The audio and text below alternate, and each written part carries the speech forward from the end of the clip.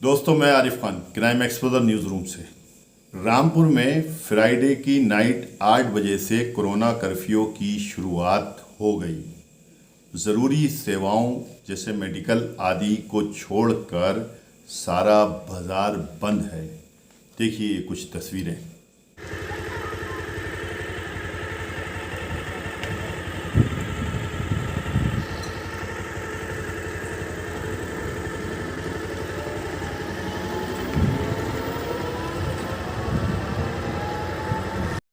उन्होंने ये भी कहा कि कोरोना से बचने के लिए प्रशासन की मदद करना पड़ेगी सभी को कोरोना प्रोटोकॉल आदि का पालन करना पड़ेगा। ज़िलाधिकारी शहर के कई प्रमुख स्थानों पर घूमे। उन्होंने व्यवस्थाओं का जायज़ा लेते हुए सब कुछ देखा। सैनिटाइजेशन भी कराया गया। कंटेनमेंट जोन में जाकर सैनिटाइजेशन तथा कॉन्टैक्ट ट्रेसिंग के बारे में पूछताछ की। देखिए ये तस्वीर। आप एक ही फैमिली से वैसे? हाँ, ताऊ जी की बहू है। आप एक ही फैमिली। पॉजिटिव कौन है? की है तो नेगेटिव हो गई। अच्छा, ठीक होगी कब? कल। अच्छा, ठीक है। तो दवाई वगैरह आ गई थी? हाँ, दवाई आ गई। सैनिटाइजेशन हो गया था? कोई दिक्कत तो नहीं हुई? अच्छा, हॉस्पिटल ले जाने की जरूरत तो नहीं पड़ी? अगर तो बाहर का बस भाई होती। ठीक है, चलिए ध्यान रखिए। कोई बात हो बता दें। तो रज़ा लाइब्रेरी को भी सैनिटाइज कराया गया। वहाँ से उन्होंने जनता को एक संदेश दिया। सुनिए उनकी ज़बानी कि उन्होंने क्या कहा। जैसा कि आपको पता है कि फ्राइडे नाइट से वीकेंड कोरोना कर्फ्यू लगा हुआ है, तो उसमें मैसिव स्केल पे सैनिटाइजेशन प्रोग्राम और स्वच्छता के प्रोग्राम चलाए जाने हैं। तो हमारी पूरी समस्त नगर पालिकाओं में ये एक्टिविटी चल रही है और ग्रामीण क्षेत्रों में भी चल रही है। तो उसी का इंस्पेक्शन करने के लिए हमारे समस्त अधिकारी निकले हुए हैं। मैंने भी उसी का इंस्पेक्शन करने के लिए यहाँ पे आया हूँ। और चूँकि हमारा जो रज़ा लाइब्रेरी इसके आसपास का एरिया है, काफ़ी टूरिस्ट यहाँ पे पूरे वीक के दौरान आते हैं, तो इसलिए यहाँ पे सैनिटाइजेशन कराया जाना आवश्यक था। तो उसको हमने देखा है और इसके अतिरिक्त उसके साथ साथ रज़ा लाइब्रेरी में जो आउटर एरिया में क्या डेवलपमेंट के वर्क्स हो सकते हैं ताकि इसका संरक्षण भी हो पाए और टूरिस्ट के आकर्षण का केंद्र के रूप में और अच्छे तरीके से बढ़ पाए, उस पर भी हमने चर्चा की है। तो उसको भी हम भविष्य में अच्छा यहाँ पे कार्य कराएंगे। कि हमारे यहाँ पे जिला अस्पताल में L2 फैसिलिटी है, जिसमें 100 बेडेड वो फैसिलिटी है। अराउंड 22 के आसपास पेशेंट्स हमारे वहाँ पे भर्ती हैं और सेंट्रल ऑक्सीजन पाइपलाइन वहाँ पे है, तो ऑक्सीजन की किसी कोई प्रकार की कमी नहीं है। कुछ वहाँ पे ऑक्सीजन के प्लांट में मेंटेनेंस वर्क होना था, वो मैंने करा दिया है। इसके अतिरिक्त हमने जौहर अस्पताल में भी 50 बेड की व्यवस्था की है। वहाँ पे भी हमने ऑक्सीजन सिलेंडर्स के माध्यम से ऑक्सीजन की व्यवस्था की हुई है। इसके अतिरिक्त हमने जो नारायणा अस्पताल है बिलासपुर में, उसका भी अधिग्रहण किया है। वहाँ पे भी लगभग 30 बेड हमें मिले हैं। तो इस प्रकार हम लगातार जनपद की कैपेसिटी बढ़ा रहे हैं कि इन केस अगर आवश्यकता पड़ती है तो हम अपने नागरिक हैं उनको बेहतर स्वास्थ्य सुविधाएँ दे पाएँ। सर, लोगों से क्या अपील करें? लोगों से मैं यही अपील करूंगा कि कर्फ्यू के दौरान तो आपको अपने घरों में रहकर कर्फ्यू के नियमों का पालन करना ही है, लेकिन जब वीक के दौरान जो एक्टिविटीज़ हैं उसमें मास्क ज़रूर पहनें और सोशल डिस्टेंसिंग का पालन करें और जब आवश्यक हो तो ही घर से बाहर निकलें, क्योंकि आप सब जानते हैं कि केवल प्रशासन अकेले बल पर इस बीमारी को नहीं हरा पाएगा। लोगों का सहयोग साथ बहुत ज़रूरी है। तो अपील मेरी यही रहेगी कि प्रशासन के साथ साथ कदम से कदम मिलाकर आप लोग खड़े रहें। और जो अपील लगातार सरकार द्वारा, प्रशासन द्वारा की जा रही है कि इस बीमारी को हराने के लिए इसकी चेन तोड़ना ज़रूरी है, और चेन तभी टूटेगी जब हम मास्क का उपयोग करेंगे और सोशल डिस्टेंसिंग बनाए रखेंगे और अनावश्यक रूप से कहीं बाहर ना निकलें। कोई आवश्यक कार्य है तो उसी से हम लोग बाहर निकलें। जनपद में अभी कितने केस होंगे? देखिए, जनपद में अराउंड 750 के आसपास केसेस कल थे। आज अभी रिपोर्ट्स हमारे पास आएंगी तो वो तय समय पर हम आपको अपडेट कर देंगे। सर, लोगों में डर है इसको लेकर बहुत ज़्यादा, तो पैनिक होने की ज़रूरत है? देखिए, पैनिक होने की बिल्कुल आवश्यकता नहीं है। जनपद रामपुर में हमने पर्याप्त स्वास्थ्य व्यवस्थाएं की हुई हैं और अगर प्रोटोकॉल का पालन सब लोग करते हैं तो केसेस बढ़ेंगे नहीं, धीरे धीरे कम ही हो जाएंगे। तो मेरा यही कहना है कि पैनिक होने की कोई आवश्यकता नहीं है। प्रशासन की तैयारी पूरी है, बस सब लोग अपने घर में रहें और आवश्यकता से बाहर निकलें। एक और हम चीज़ कर रहे हैं कि हमारी जो डिस्ट्रिक्ट की वेबसाइट है उस पर हम जितने हमारे बेड्स की अवेलेबिलिटी कितनी है, कहाँ कहाँ पे है, उसको अपडेट करने के लिए मैंने अपनी टीम को बोला है। आज वो अपडेशन हो जाएगा। तो किसी को भी अगर बेड्स की अवेलेबिलिटी के बारे में जानकारी चाहिए तो वो हमारी डिस्ट्रिक्ट वेबसाइट पर सर्च कर सकता है। सारी सूचनाएँ वहाँ पर रहेंगी।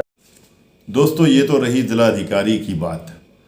दरअसल मीडिया में चल रही कोरोना की खबरों ने रामपुर की जनता को भी डरा दिया है। जिस तरह दूसरी जगह ऑक्सीजन की कमी हो गई है, उसके कारण लोग वहाँ के परेशान हैं और तड़प तड़प कर अपनी जान दिए दे रहे हैं, मर रहे हैं। वो सब कुछ जिस तरह मीडिया में चल रहा है उसको देखकर रामपुर के लोग भी घबरा रहे हैं।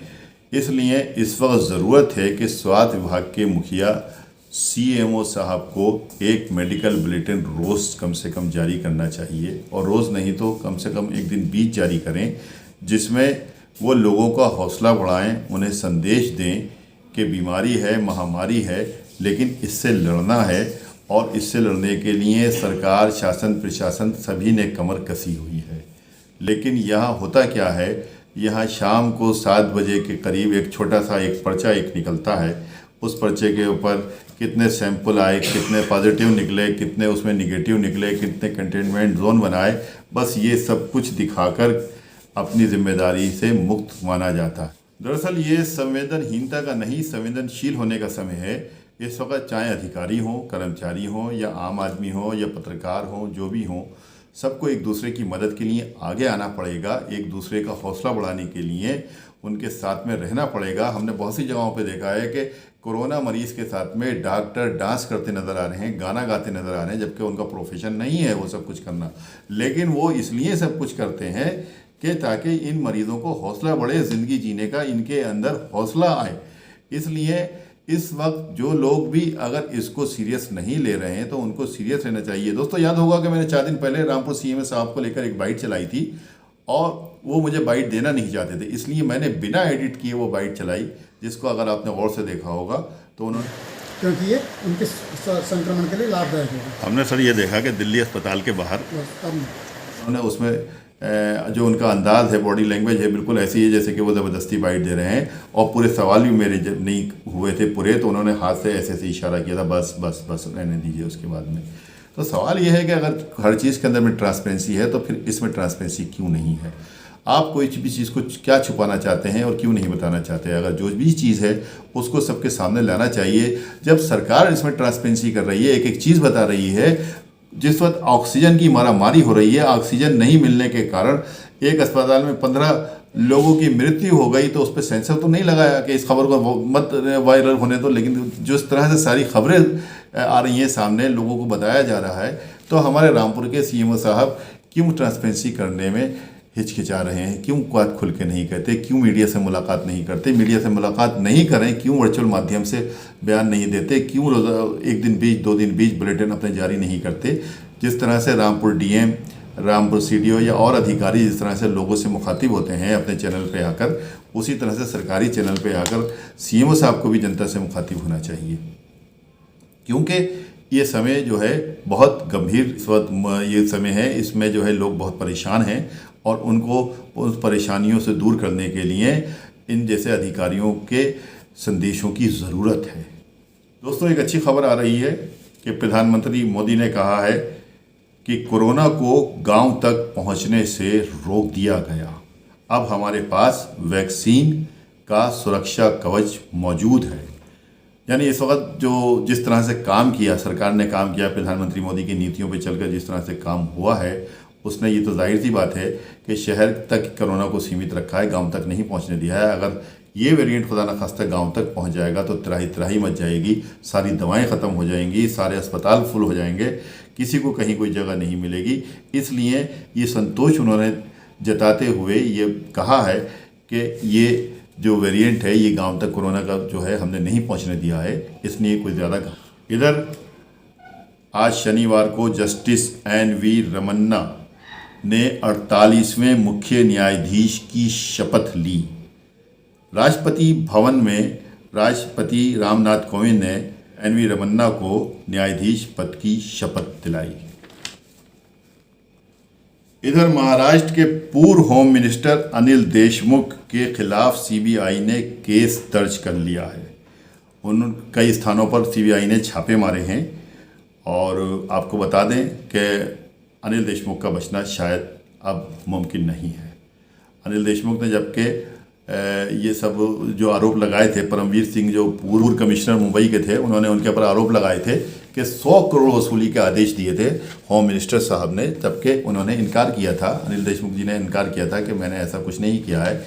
इसलिए वो इस्तीफ़ा भी देना नहीं चाह रहे थे, लेकिन जब कोर्ट ने हस्तक्षेप किया तो उन्हें इस्तीफ़ा देना पड़ा और सीबीआई को इसकी इंक्वायरी सौंपी गई। सीबीआई ने कुछ तथ्य सही पाए होंगे तो इसलिए उनके खिलाफ एफआईआर भी दर्ज की है और जगह जगह छापेमारी भी हो रही है। अब इतना बड़ा पुलिस कमिश्नर एक आरोप लगा रहा है, वो भी होम मिनिस्टर के ऊपर, कि 100 करोड़ वसूलियाबी करने के आदेश दिए गए थे। प्रतिमा लगभग शायद दिए थे 100 करोड़ वसूलियाबी करने के आदेश। इन्होंने ये मना कर रहे हैं कि हमने ऐसा नहीं किया था। तो इसमें कोई एक तो सच्चा है, अब वो कौन सच्चा है इसको सीबीआई पता लगा लेगी। लेकिन दोस्तों, इस देश के लिए ये बड़ी विडंबना है कि जिन लोगों को हम चुन के भेजते हैं वही हमारा गला काटने के लिए अगर तैयार होते हैं या इसमें की हरकतें करते हैं तो ये बड़ा अफसोसनाक है और निंदनीय है। इसलिए वोट करते समय इस बात का ध्यान रखा कीजिए कि आप किसको अपना नेता चुनने जा रहे हैं। नेक्स्ट वीडियो में फिर मुलाकात होगी, तब तक के लिए जय हिंद। दोस्तों, मैं इसी टाइप की वीडियो बना सामने लेकर आता हूँ। आपसे गुजारिश है कि आप ज़्यादा से ज़्यादा सब्सक्राइब कीजिए, शेयर कीजिए, आगे बढ़ाइए।